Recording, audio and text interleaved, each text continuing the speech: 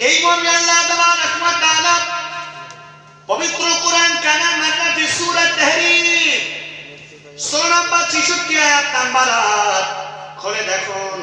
মহান আল্লাহ তাবারাক ওয়া তাআলা তিনি বলছেন, বিসমিল্লাহির রহমানির রহিম, ইয়া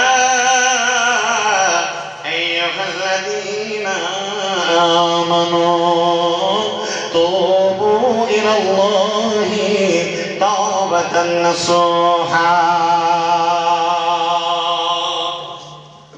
কত সুন্দর কথা আল্লাহ বলেছেন।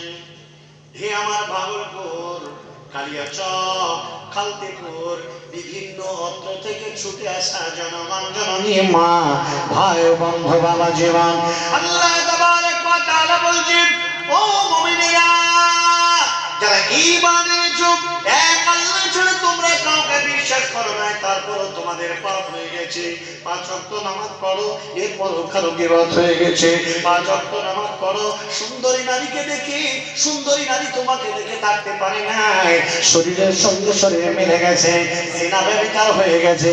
পথে চলতে গিয়ে নারীকে দেখেছি, দেখে মন কন্ট্রোল করতে পারি না, শরীরে হাত লাগিয়ে দিয়েছি, ইবতিজিং করে ফেলেছি।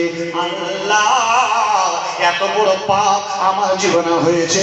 আবার আমি 5 ওয়াক্ত নামাজ আদায় করি, আমি ওমরা করেছি, হজ করেছি, আমার জীবনে মানুষদের উপদেশ দিই, ভালো কাজের আদেশ দিই, মন্দ কাজের আদেশ দিই। আল্লাহ গো, বছরে কোরবানি করে, আল্লাহ এরপরে আমার এই জীবনে এত বড় পাপ হয়ে গেছে, আজকে তোমার কাছে ইখলাসের সাথে দোয়া করি, বাবা মাওলা, আমি আর জীবনে পাপ করব না, আমাকে তুমি ক্ষমা করে দাও, আমাকে তুমি মাফ করে দাও।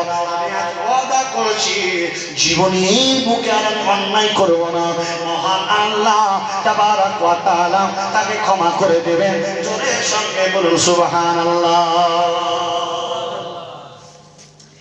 আল্লাহ তাবারক ওয়া তাআলা বলেন, শুধু ক্ষমা নয় রে পাগলা, সব ক্ষমা নয়, আমার নাম গফুর গফফার, আমি তোকে ক্ষমা করতে ভালোবাসি।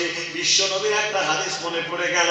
আল্লাহ নবী বলতেন, কোন মানুষ পৃথিবীর মুখে, আল্লাহ নবী বলছেন, সমস্ত আদম সন্তান তারা পাপ করবে, কিন্তু পাপ করার পরে ওই পাপী আল্লাহর দরবারে ক্ষমা চাইবে, মহান আল্লাহ তাবারক ওয়া তাআলা তাকে ক্ষমা করে দিবেন।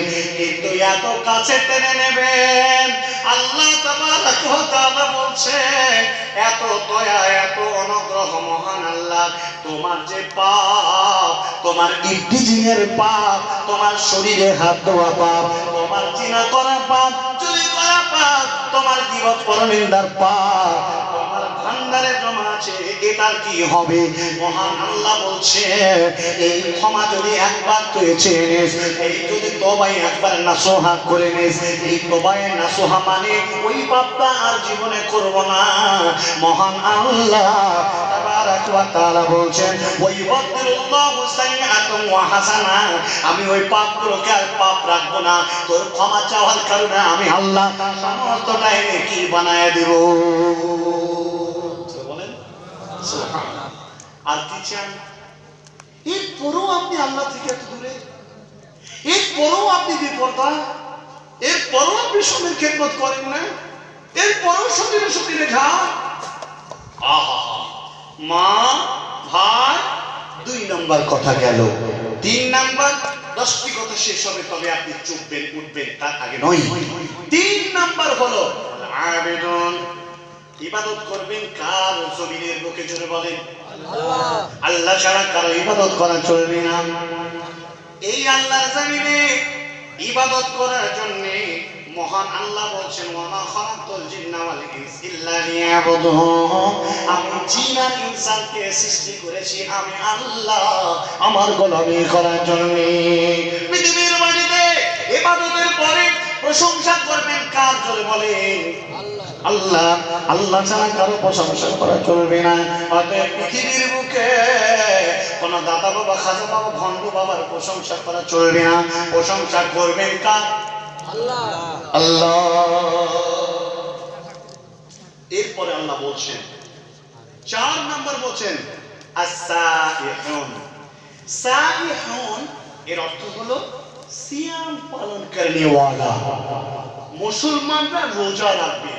5টা ইসলামের স্তম্ভের মধ্যে ঈমান এনেছে, চলে গেছে, নামাজ আদায় করেছে, চলে গেছে, এবার সিয়াম রাখছি, রোজা রাখবে মুসলমানরা।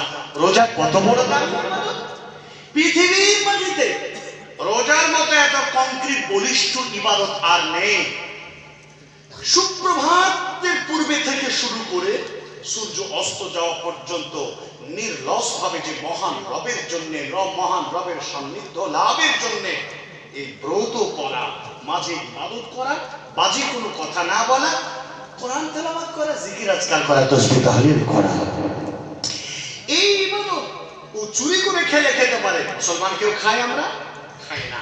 আমরা এই সিয়ামকে রাখি এভাবে। কিন্তু যারা